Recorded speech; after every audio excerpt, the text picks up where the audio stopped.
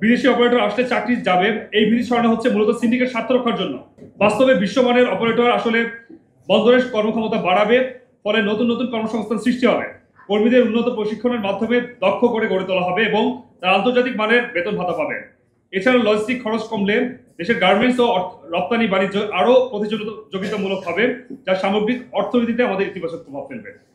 সংবাদ সম্মেলনের শেষ পর্যায়ে যারা বক্তারা আপনারা যারা শুনছিলেন, প্রশ্নোত্তর পর্বের জায়গা এবং আমাদের আরো কিছু এক্সপ্লানেশন যারা ছিল সেই পর্যন্ত আপনাদের জন্য আমরা অপেক্ষমান থাকবো। ধন্যবাদ। আমরা কোনো সাংবিধানিক কোনো নিয়ম মেনে কিন্তু গণ অভ্যুত্থান বাস্তবায়ন হয়নি।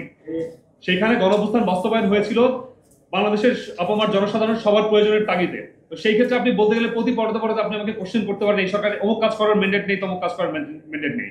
সেই অর্থে যদি আপনি বলেন তাহলে আমাদের যে রিফরমেশনের প্রক্রিয়া আমরা বলছি বা যেই আমরা পুনর্গঠন বা যে সংস্কারের প্রক্রিয়া বলছি সেটি সম্পূর্ণরূপে ব্যাহত হবে বলে আমরা মনে করি। প্রথম বিষয় হচ্ছে আপনি বলছেন এটি গোপন চুক্তি। আমি এটি গোপন চুক্তি হিসেবে দেখছি না। আমরা একটা কথা বারবার বলছি, এখানে যে প্রক্রিয়া হবে যেটা হবে সম্পূর্ণ ওপেনলি হবে এবং ভবিষ্যতে যে মুহূর্তে তারা, আমরা তো অলরেডি জানতে পেরেছি তারা কোন কোন জায়গাগুলোতে তারা আমরা এখানে তাদের করায়ত্ত করতে যাচ্ছে। এখানে আমি বিভিন্ন প্রক্রিয়ার কথা এখানে উল্লেখ করে ধরলাম, ল্যান্ডলর্ড প্রক্রিয়া বা যেখান থেকে আমরা যে যে বিষয়গুলো এখানে ম্যানেজমেন্টের দায়িত্বের কথা আমরা বলছি, সেখানে গোপন চুক্তি হওয়ার এই বিষয়টা সম্পূর্ণ একটি বাস্তবতা বিপরীত একটি কথা। বেশ কয়েকটা ছাত্র সংগঠন এবং অর্গানাইজেশন লোকজন আছে। আমরা স্পষ্টভাবে এতটুকু জানাতে চাই যে আশিক চৌধুরীর কথা যেটি আপনি বললেন, যদি এই জায়গা থেকে বলতে চাই আমরা এই বিষয়গুলো ট্রান্সপারেন্ট রাখতে চাচ্ছি। আমরা প্রতি মুহূর্তে আমরা আজকে সংবাদ সম্মেলনের উদ্দেশ্য কিন্তু এটি ছিল, এখানে যদি তারা এমন কোনো বিষয় গোপন চুক্তির জায়গায় যায় সেক্ষেত্রে আমরা সেখানে ভেটো দিব।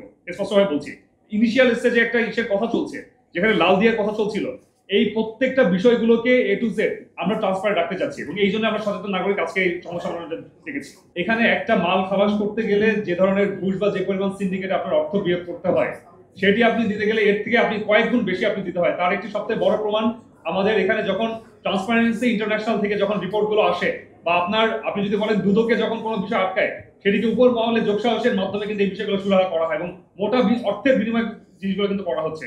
সেটিকে যদি আপনি একটা সিস্টেমেটিক পর্যায়ে সাময়িক সময় আপনার হয়তো 20 থেকে 30 বার, কিন্তু আপনি প্রোগ্রেসিভ ভাবে কিন্তু আপনি দেখতে পাচ্ছেন না। এই জায়গা থেকে যখন আমরা প্রশিক্ষণগুলো গ্রহণ করবো তখন কিন্তু পুরো বিষয়টা আমাদের হাতে চলে আসবে এবং সেখানে আমরা দক্ষ যেই কর্মচারীর কথা আমরা বলছি, আমাদের অফিসাররা যারা থাকবেন তারা যখন দক্ষ হয়ে আসবে তখন কিন্তু এই 20 থেকে 30% ভ্যাট গুলো আমরা সেইভাবে কিন্তু কাউন্ট আমাদের করতে হবে না।